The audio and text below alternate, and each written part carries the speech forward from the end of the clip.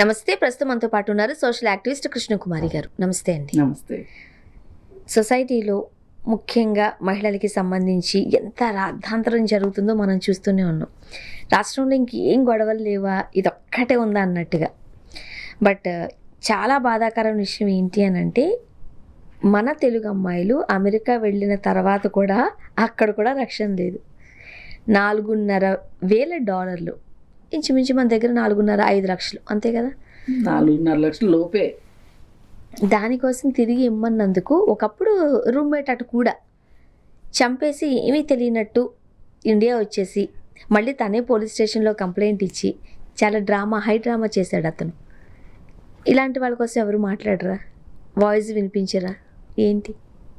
ఇప్పుడు అసలు చాలామందికి సెన్సేషన్ అయిన విషయాలు మాట్లాడి పబ్లిసిటీ చేసుకోవటమే పరమావధిలాగా తయారైంది. వాళ్ళ సోషల్ మీడియా వాళ్ళ దగ్గర ఉన్న స్కిల్స్ చూపించుకోవటానికో, తెలియని విషయాలు తెలుసుకోవటానికో, ఒక సమాచారం కోసం అన్నట్లుగా కాకుండా ఎవరి మీద అంటే వాళ్ళ మీద నోరు బారేసుకునేటట్లు, మళ్ళీ వాటిలో కూడా సెలెక్టివ్గా నోరు బారేసుకోవటము, ఎవరినో రక్షించడం కోసం ఇంకొకళ్ళు ఎవరో అంగరక్షకులైపోయి వాళ్ళ తరఫున ఏమంటాము గోస్ట్ లాగా. ఒకప్పుడు గోస్ట్ రైటర్లు ఉండేవాళ్ళు, వీళ్ళు రాస్తారు, వేరే వాళ్ళు పేరేసుకుంటారు. అట్లాగే ఇప్పుడు వేరే వాళ్ళ గొంతుకి వీళ్ళు వాయిస్ ఇస్తున్నారు. తీరిగ్గా లేరనో లేకపోతే ఇంకోటో వాళ్ళు ఎక్కువైపోయి వాళ్ళు సమస్యల్ని చెలవలు పలవలు చేసి మాట్లాడడం ఎక్కువైపోయింది. సరే, ఇది ఇలా ఉంచితే అసలు సమస్యలు ఏంటి సమాజంలో? ఒక మహిళలకు కానీ, పురుషులకు కానీ, పిల్లలకు కానీ, పిల్లలంటే బాలికలకు ఒక్కళ్ళకే కాదు సుమా, బాలలకు కూడా రక్షణ లేని పరిస్థితి కనిపిస్తుంది. ఇక్కడ రక్షణ లేదు, అమెరికాలోనూ రక్షణ లేనట్లుగా దాదాపు ఇది ప్రపంచ దేశాలన్నింటిలోనూ ఉందా ఈ సమస్య అనేటట్లుగా ఉంది పరిస్థితి. ఏం జరిగిందంటే, తెలంగాణకి సంబంధించిన ఒక అమ్మాయి ఇక్కడ పీజీ చేసి అక్కడికి వెళ్ళి అక్కడ కూడా ఇంకొంచెం చదువుకుని జాబ్ చేస్తున్న టైంలో అంటే చదువుకునే రోజుల్లో ఒక అతనితోటి రూమ్ షేరింగ్లో ఉంది. జనరల్గా అమెరికాలో ఎవరికి వాళ్ళు రూమ్ తీసుకొని ఉండటం అనేది అసాధ్యమైన పని. అక్కడ అద్దెలు వాళ్ళకి వచ్చే డబ్బులకు కానీ, ఇక్కడి నుంచి మనం వాళ్ళకి ₹1 పంపాలంటే, $1 పంపాలంటే మనం ఇక్కడి నుంచి $90 పంపాలి ఈ రోజు అయితే. నిన్న మొన్న అంతకుముందు పోయిన సంవత్సరం అయితే ₹80, ₹85 అట్లా పంపించాలి. అయితే ఇది అందరూ చేయలేని పని. అయితే ఈ మధ్యకాలంలో ఏంటి అంటే, వాళ్ళు వెళ్ళారని వీళ్ళు వెళ్ళారని వాళ్ళు ఉన్నత విద్య కోసం అమెరికాకి వెళ్తున్నారు. అక్కడ ఈ 2 సంవత్సరాల్లో వచ్చిన ఒడిదుడుకులు అందరికీ తెలిసిందే. సరే, అయితే ఇప్పుడు అందుకోసం ఏంటి అంటే కలిసి ఉంటారు, ఒక అపార్ట్మెంట్ని షేర్ చేసుకుంటారు అమ్మాయిలు అబ్బాయిలు. ఎవరి రూమ్ వాళ్ళు షేర్ చేసుకుంటారు. ఒక్కొక్కసారి ఒకే రూమ్లో 2-3 ఉన్న పరిస్థితులు కూడా ఉంటాయి. ఎందుకంటే తక్కువ ఖర్చులో బతకాలి మరి వాళ్ళు, అందుకని. అలా ఇతను ఆ అమ్మాయికి పరిచయం అయితే, కొంతమంది బాయ్ ఫ్రెండ్ అంటున్నారు, అవునో కాదో తెలియదు మనకి. రూమ్ అయితే షేర్ చేసుకున్నారు. ఆ పరిచయం మీద ఈ అమ్మాయి వాళ్ళ కజిన్ సిస్టర్ దగ్గర డబ్బులు అప్పు తీసుకున్నాడు వీడి పని ఏంటి అంటే, ఇలా అప్పులు తీసుకొని జనాల దగ్గర నుంచి బతకటమే నేర్చుకున్నాడు. పైగా వీడికి ఈ మధ్య ఉద్యోగం కూడా పోయింది. ఈ అర్జున్ శర్మ అనేవాడికి ఉద్యోగం పోయేసరికి ఏం చేశాడంటే, ఆల్రెడీ తీసుకున్న అప్పులు తీర్చలేని పరిస్థితి, ఇప్పుడు కొత్తగా కూడా కొన్ని అప్పులు చేసి ఇండియా వచ్చేయాలనేది అతని ప్లాను. అయితే ఈ సంగతి ఈ అమ్మాయికి తెలిసిపోయి ఆ విషయం మాట్లాడదామని వెళ్ళింది. అతను ఉండే ఇంటికి వెళితే డబ్బులు అడిగిన క్రమంలో వీళ్ళు ఒకప్పుడు కలిసి ఉన్నారు కదా, ఆ పరిచయం చొప్పున కానీ, పరిచయం ఏదన్నా కానివ్వండి, ఆ అమ్మాయిని మరి తనతో కలిసి ఉండమని అడిగాడా? ఇప్పుడు అమ్మాయి అంటే ఉద్యోగం చేస్తుంది, వీడికేమో ఉద్యోగం లేదు. అదే ఆ అమ్మాయి గనక సరే మనం కలిసి ఉందాము అని అంటే గనక తన ఆర్థిక ఇబ్బందులన్నీ తీరిపోతాయి, ఇండియాకి రావాల్సిన అవసరం కూడా ఉండదు. ఇలా అడిగితే ఆమె కూడా అనుకుని ఉండొచ్చు, ఉద్యోగం సద్యోగం లేనివాడు ఇలా ఊరందరి దగ్గర అప్పులు చేసిన వాడిని నేను పెళ్లి చేసుకోవడం ఏంటి అని ఈ అమ్మాయికి కూడా ఉండొచ్చు. మనమేమి ఆ విషయంలో తప్పు పట్టలేము. కానీ అలా అనుకోవాలి కదా. అందుకే అంటున్నా, ఆమె నిర్ణయం ఆవిడది. కానీ ఆవిడ్ని బలవంతంగా ఒప్పించాలని చూడటం మటుకు అతనిది తప్పు కదా. ఆ పరిస్థితుల్లో అతను సంయమనాన్ని కోల్పోయి విచక్షణారహితంగా కత్తిపెట్టి ఆ అమ్మాయిని పొడి చేసి చంపేశాడు.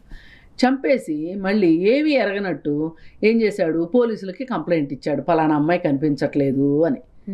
న్యూ ఇయర్ వేడుకల తర్వాత కనిపించట్లేదు అని కంప్లైంట్ ఇచ్చాడు. కంప్లైంట్ ఇచ్చేసేసి ఇండియాకి టికెట్ కొనుక్కొని వచ్చేసాడు ఇండియాకి. అయితే వీళ్ళు మరి కంప్లైంట్ ఇచ్చినప్పుడు చూస్తారు కదా, అమ్మాయి కోసం వెతికారు. వెతికి అసలు ఈ కంప్లైంట్ ఇచ్చినోడు మళ్ళీ అంతు పంతు లేకుండా అయిపోయాడు. వీడు ఎవడో, వీడి ఇల్లు ఎక్కడ ఏంటి అని ఎతికి చూసి వాడి ఇంటికి వెళ్ళి చూస్తే వాళ్ళ ఇంట్లో శవమై ఉంది ఈ అమ్మాయి. ఏడు వీడు అని చెప్పి చూసుకుంటే ఇప్పుడు వాడు పాస్పోర్ట్ కొట్టి చూస్తే తెలిసిపోతుంది కదా. వాడు ట్రావెల్ చేసి ఇండియాకి మద్రాస్కి టికెట్ కొనుక్కుని వచ్చేసాడని తేలింది.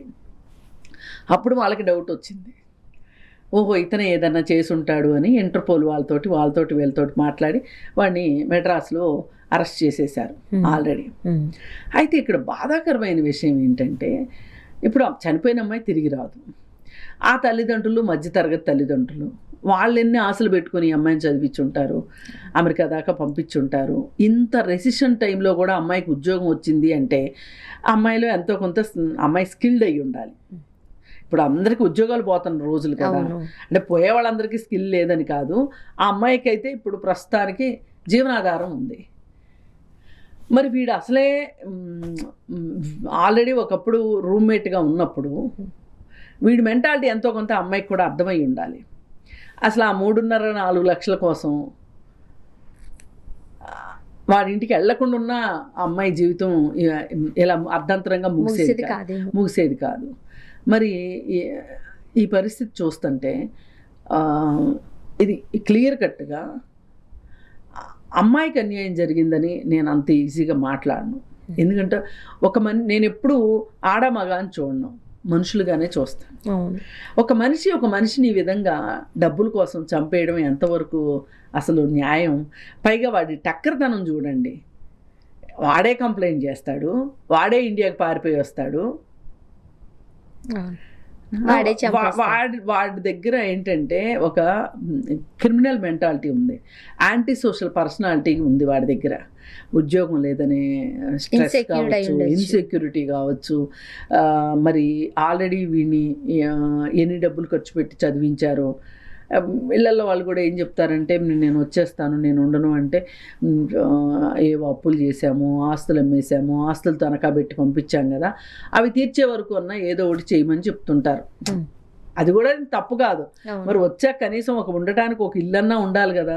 చాలామంది ఏం చేస్తారంటే ఎంఎస్ అయిపోగానే ఎలాగోలా ఎంఎస్ కంప్లీట్ చేసేసుకుని ఇండియా వచ్చేద్దాము అనుకుంటారు. నచ్చేవాళ్ళు ఉంటారు, నచ్చని వాళ్ళు. కానీ వాళ్ళకి ఏమనిపిస్తుంది అంటే, ఇంట్లో వాళ్ళు చెప్తారు, నువ్వు అప్పు ఏదో తీర్చు అన్నారనుకోండి, అప్పు తీర్చే వరకు అని మొదలెట్టి ఆ తర్వాత ఇంకా సెటిల్ అయిపోతారు. అక్కడ అలవాటైపోతుంది ఈ లోపు. ఈ హోమ్ సిక్నెస్ తగ్గిపోద్ది.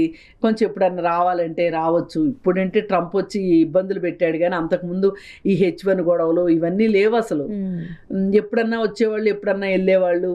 ఎప్పుడో క్రిటికల్ మూమెంట్లో ఏదో 2 నెలల్లో వీసా అయిపోతుంది అనుకున్న టైంలో రావాలంటే కొంచెం ఆలోచించేవాళ్ళు. కానీ అంతకుముందు అయితే బాగానే అవకాశాన్ని బట్టి, ఆ సడలింపులను బట్టి చాలా హ్యాపీగా వచ్చిపోతుండేవాళ్ళు. ఈ మధ్య అసలు మొన్న ట్రంప్కు భయపడి న్యూ ఇయర్ వేడుకలకు కూడా బయటికి రాలేదండి. బయటికి వచ్చామంటే మన వీసా స్టేటస్ ఎట్లుందో ఏంటో కనుక్కొని ఎక్కడ డిపోర్ట్ చేస్తాడో. పైగా డిపోర్ట్ చేయటమే కాకోకుండా వాళ్ళ దేశాలకు పంపించడమే కాకోకుండా అక్కడ జైళ్ళల్లో కూడా పెడుతున్నారు. ఇప్పుడు అమెరికాలో ఉన్నంత వరకు ఓకే, దాటి వచ్చావా లేదు, ఇంకా నీ టర్మ్స్ కండిషన్స్ తట్టుకోలేకపోతున్నారు. ఇప్పుడు అతనికి ఏంటంటే, తను బాగా పరిపాలిస్తున్నాను అని నిరూపించుకోవటానికి ఇలా వేరే దేశాల నుంచి వచ్చిన వలసదారుల మీద ఉక్కుపాదం మోపటం కూడా పరిపాలనే అనుకుంటున్నాడు. ప్రజాదరణ తెచ్చుకోవడం అలా అనుకుంటున్నాడు. ట్రంప్. అలా అనుకుని పేపర్లు లేని వాళ్ళని పంపించేస్తా, వీసాలు లేని వాళ్ళని పంపించేస్తా, అది చేస్తా ఇది చేస్తా అని సవాళ్ళు వేస్తున్నాడు.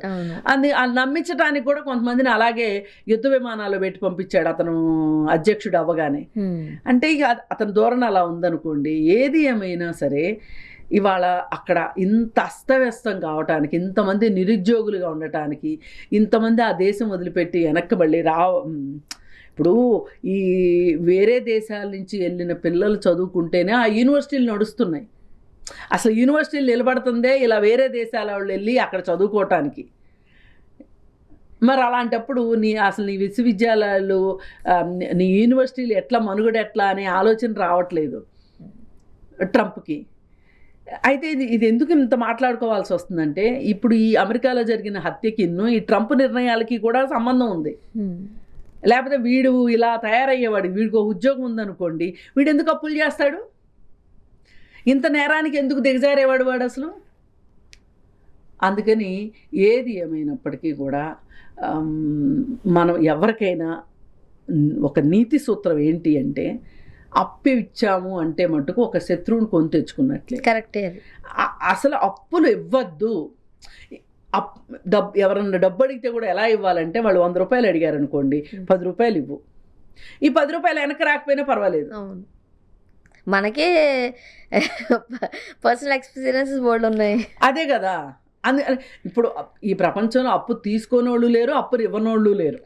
పెద్దోళ్ళు పెద్ద అప్పులు చేస్తారు, చిన్నోళ్ళు చిన్న అప్పులు చేస్తారు. కానీ ఎవరైనా గుర్తుపెట్టుకోవాల్సింది ఏంటంటే, ఎవరి తాహతకు తగ్గట్టు వాళ్ళు అప్పు ఇవ్వండి. అది అప్పు అనుకోవద్దు, తిరిగి వస్తుంది అనుకోవద్దు. అప్పు అనుకుని ఇవ్వండి, తిరిగిస్తే తీసుకోండి సంతోషంగా. అంతేగాని పదే పదే వెంటపడటం మటుకు, ఒకసారి ఇచ్చామంటే చేయి దాటిపోయింది అంటే మటుకు మనకి కాదు. అది ఇప్పుడు ఈ అమ్మాయి పాపం ప్రాణాలు పోగొట్టుకుంది, ఎంత భవిష్యత్తు ఉంది. ఇలాంటి విషయాల గురించి డిస్కస్ చేస్తే బాగుంటది, ఇటువంటి మాట్లాడితే బాగుంటుంది. ఇట్లాంటి సమస్యలు బోల్డ్ ఉన్నాయి. అసలు ఇప్పుడు నిన్న చూడండి, ఇప్పుడు మహిళల్ని ఎద్దేవా చేసే విషయంలో కానీ, వాళ్ళని కించపరిచేటట్లు మాట్లాడటం కావచ్చు, కించపరిచేటట్లు వాళ్ళ మీద సామెతలు వేయటం కావచ్చు. నిన్న మనం చూసాం కదా కర్ణాటక అసెంబ్లీలో ఆ కించపరిచేటట్లు మాట్లాడటం కానీ, ఒక డైలాగ్ రాగానే వెకిల్ నవ్వులు నవ్వటం కానీ, ఇట్లాంటివి గురించి మాట్లాడితే ఒక సెన్సిటివిటీ పెరుగుతుంది సొసైటీలో. అంతేగాని గాయమని అరుచుకొని నిన్ను కొడతా, నువ్వెంతటి దానివే, అది ఇది అని మాట్లాడటము ఇవి కరెక్ట్ కాదు. అసలు మీడియాలో ఇలాంటివి రావటము, ఇట్లాంటివన్నీ పిల్లలు ఎవరన్నా చూశారు అంటే కొత్త రకం బూతులు నేర్చుకునేలాగా ఈ మధ్యకాలంలో డిస్కషన్స్ ఎక్కువైపోయినాయి. అందుకని దయచేసి సమస్యను సమస్యలాగా చూడండి, సమస్యను అర్థం చేసుకుని సమస్యకి ఏదైనా పరిష్కారం చెప్పగలిగితే మనం సమస్యలను ఎత్తి ఉపయోగం. థ్యాంక్ యూ అండి. Thank you.